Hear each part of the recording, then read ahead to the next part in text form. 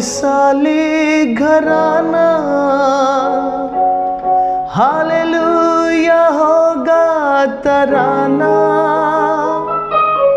होगा मिसाली घराना, हालेलुया होगा तराना, हालेलुया होगा तराना। कश्ती न डूबने देवो, यीशु को पतवार देंगे। कश्ती न डूबने देवो, यीशु को पतवार देंगे। मैं और मेरा घराना यीशु मसीह के साथ रहेंगे। मैं और मेरा घराना यीशु मसीह के साथ रहेंगे।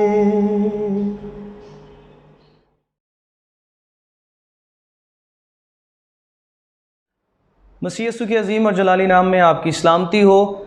मसीही ख़ानदानी ज़िंदगी के हवाले से हमने एक तालीमी सीरीज़ का आगाज़ किया है जिसका नाम है सेव योर ईडन, यानी अपने घराने, अपने ख़ानदान की हिफाजत कीजिए, उसे इब्लीस के हमलों से और दुनिया से महफूज रखिए। ख़ानदान की तश्कील के हवाले से मैं इस बात का आगाज़ यहाँ से करना चाहूँगा कि मसीही ख़ानदान परवान उस वक्त अड़ता है जब एक लड़की या एक लड़का एक दूसरे के साथ ब्याहे जाते हैं। और अक्सर औकात देखने में ये आया है, मेजॉरिटी मसीही ख़ानदानों की कमज़ोरी की वजह ये है कि जहाँ शादी के बंधन को बांधे जाने में संजीदगी और एहतियात, इसको एक तरफ करके गैर संजीदगी और बेएहतियाती के साथ रिश्ते बांधे जाते हैं और फिर वो शादियां, वो ख़ानदान ज़्यादा देर तक नहीं चल पाते। इसलिए जो इस वक्त गैर शादीशुदा हैं और अपने माँ बाप के मातहत हैं, उन वालिदैन को और उन गैर शादीशुदा लोगों को अपने अज़दवाज को, अपनी शादीशुदा ज़िंदगी को शुरू करने से पहले चंद बाइबल के असूल तय कर लेना ये बहुत ज़्यादा अहम और ज़रूरी है।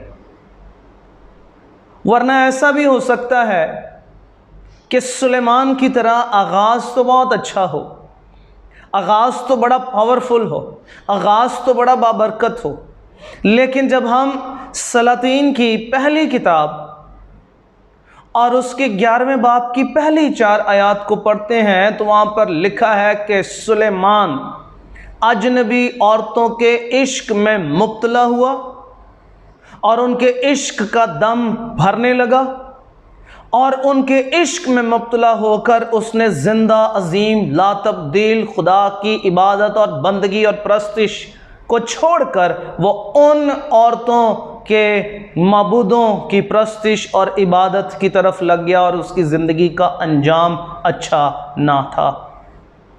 या फिर समसून की मानिंद, जो कि खुदा का नज़ीर था, लेकिन चुनाव करते हुए उसने बंद आँखों से चुनाव किया और एक ऐसी औरत को चुन लिया जो कि उसे धोखा दे रही है, जो उसके दुश्मनों का साथ देकर ये मालूम करना चाहती है कि समसून की शाज़ोरी और ताकत का राज क्या है।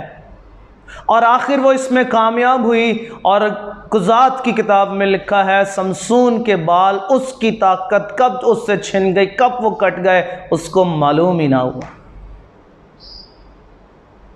अब्राहम को बुढ़ापे में सिर्फ एक ही बात की फिक्र खाए जा रही थी, उसे किसी और चीज की फिक्र हरगिज ना थी। और वो अपने साल खोरदा नौकर अलीएज़र से कहता है, मुझसे कसम ले, मुझे ये कसम दे तू कि तू मेरे बेटे को इन कनानियों की बेटियों में से किसी के साथ नहीं ब्याएगा, बल्कि तू मेरे ख़ानदान से उसके लिए बेटी लेकर आएगा। किसी भी माँ बाप के लिए ये सबसे बड़ी फ़िक्र है, और कभी इस फ़िक्र को लापरवाही में उतार मत दीजिए, क्योंकि आपकी एक लापरवाही आने वाली कई नस्लों को तबाह कर सकती है। ख़ानदानी ज़िंदगियों की बुनियाद ही अगर तरतीबवार ना हो, अगर उसके रद्दे तरतीबवार ना रखे गए हों, तो वो कभी भी एक मज़बूत इमारत नहीं बन सकती। फिर शादी करते वक्त जिस्मानी मुताबिकत, फ़िज़िकल कंपैटिबिलिटी, और मैं इस पर ज़्यादा बात नहीं करना चाहूँगा, क्योंकि कई बार लोग, बल्कि अक्सर औक़ात लोग रिश्ता तलाश करते हुए लड़की या लड़के के रंग कद काठ को सबसे पहले ज़हन में रखते हैं, और अगर किसी की शक्ल सूरत और रंग अच्छा नहीं है तो उसकी बाकी सारी खूबियों को नज़रअंदाज कर दिया जाता है। इसलिए मैं इस पर इतना ज़्यादा ज़ोर नहीं दूंगा, लेकिन जिस्मानी मुताबिकत होना ये भी नहायत ज़्यादा ज़रूरी है। फिर उसके बाद एजुकेशनल और एथिकल कंपैटिबिलिटी, तालीमी और तहज़ीबी मुताबिकत, ये भी बहुत आम उन्सर है शादीशुदा ज़िंदगी में कदम रखने के लिए, अपने शरीके हयात का चुनाव करने के लिए। मैं बात 100% की नहीं कर रहा, मैं ये नहीं कह रहा कि आपको आपकी मर्ज़ी और मंशा के मुताबिक एक कामिल शख्स मिल जाएगा, बल्कि मैं बात रेशो की कर रहा हूँ कि ज़्यादातर, मैं परसेंटेज की बात कर रहा हूँ कि ज़्यादातर, आओ इस बात पर ध्यान दें कि हमारी स्पिरिचुअली, एथिकली, एजुकेशनली मुताबिकत हमारे होने वाले शरीके हयात के साथ ज़्यादातर मैच करती हो। ये तवाज़ुन रखती मसीही ज़िंदगी की बुनियाद है। इस पर ही ख़ानदान तामीर होते हैं।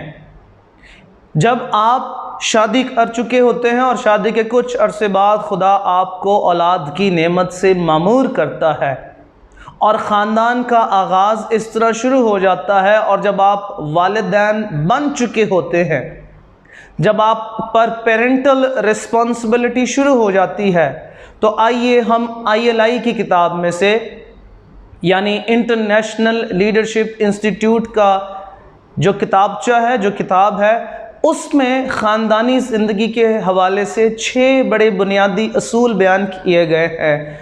आइए हम उस किताब में से उन 6 बुनियादी असूलों को, जो कि माँ बाप पर आयद होते हैं, कि वो उन बुनियादों पर, उन असूलों पर कारबंद रहकर अपने ख़ानदान को एक मज़बूत घराना, एक तामीरी घराना, एक मिसाली घराना, एक रूहानी घराना बना सकते हैं। इसमें सबसे पहला असूल है बाहमी रूहानी ज़िंदगी। जब आप ख़ानदान में ज़िंदगी बसर करते हैं तो आपके दुख सुख साझे हैं, खुशी गमी साझी है, और इसी तरह ख़ानदान में ख़ानदानी दुआया ज़िंदगी, आपकी प्रस्तिश, बाइबल स्टडी, ये साझी हो।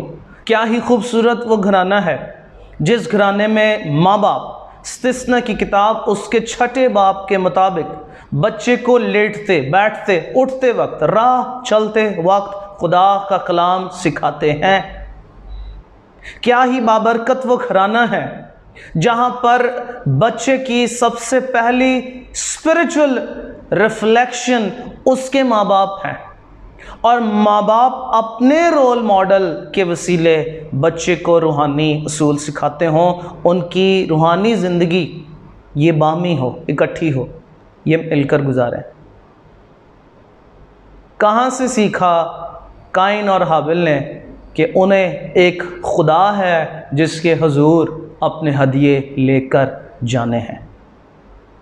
उन्होंने अपने वालिदैन से सीखा कि खुदा है जिसके हाथ की कारागरी हम हैं और वही खुदा है, और उसके हुजूर अपनी मेहनत का फल हमें लेकर जाना है।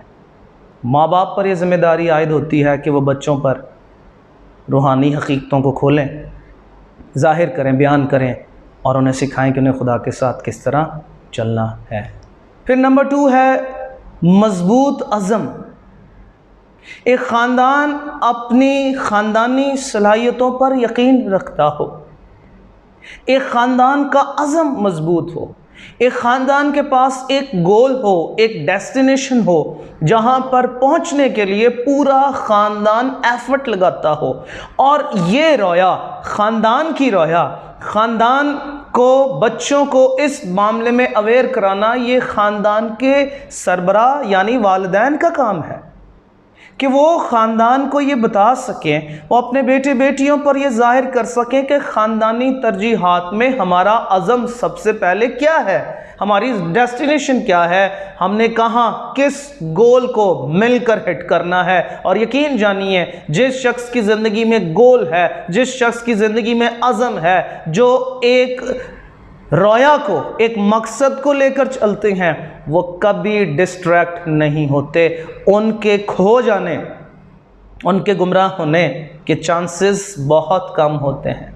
सो एक ख़ानदान को पता हो कि उसके पास एक अज़म क्या है, किस अज़म के तहत ख़ानदान आगे बढ़ रहा है।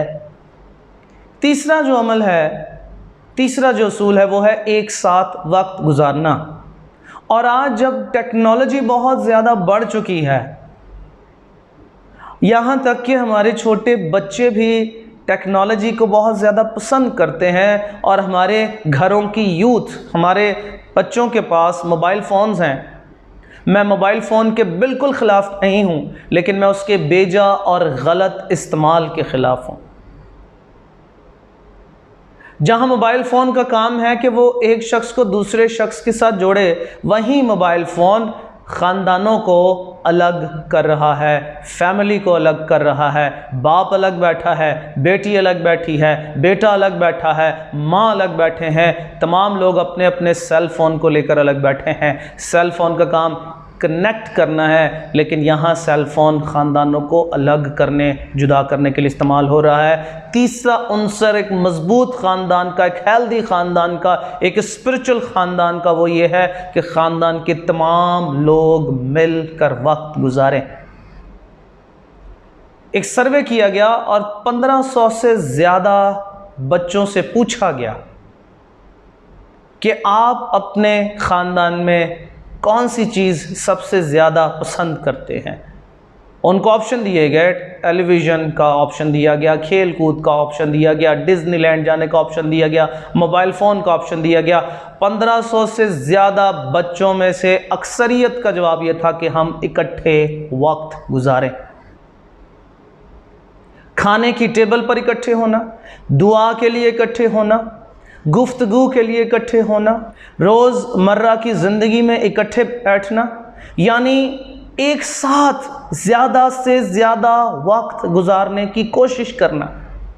याद रखिए, माँ बाप इस बात को अपने जहन में रखें कि इब्लीस का ये हरबा है कि वो भेड़ को अकेले करके ज़्यादा घायल या ज़ख्मी कर सकता है। ये उसके शिकार करने की स्ट्रेटजी है। यही वजह है कि वो हवा से अलहदगी में, अकेले में मिला। कभी अपने बच्चों के अकेले ना होने दें, कोशिश कीजिए आप एक साथ वक्त गुजारें। फिर चौथा अंसर है ज़ाती घरेलू गुफ्तगू, यानी ऐसी गुफ्तगू जिसमें आप समाजी बातों को बच्चों के साथ बैठकर डिस्कस कर सकें और आप बच्चों के साथ मिलकर ये सीख पाएँ या उनको ये बता पाएँ कि हमारी सोशल वैल्यूज़ क्या क्या हैं। आज यूथ कई जगहों पर सोशल वैल्यूज से आरी है, और फिर आप बच्चों के साथ मालूमाती गुफ्तगू भी कर सकते हैं। मालूमात शेयर कीजिए, स्पिरिचुअल गुफ्तगू कीजिए।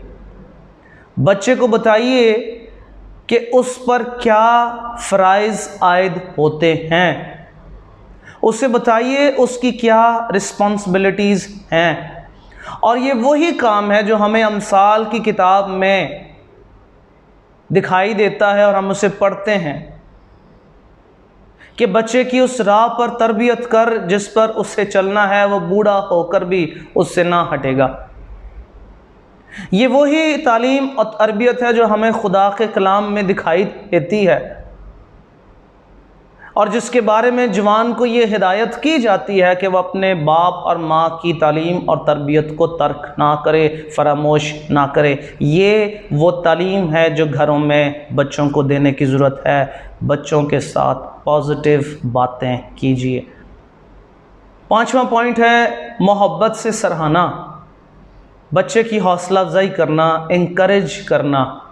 याद रखिए, बाइबल कहती है अल्फाज मार डालते हैं लेकिन रूह ज़िंदा करती है।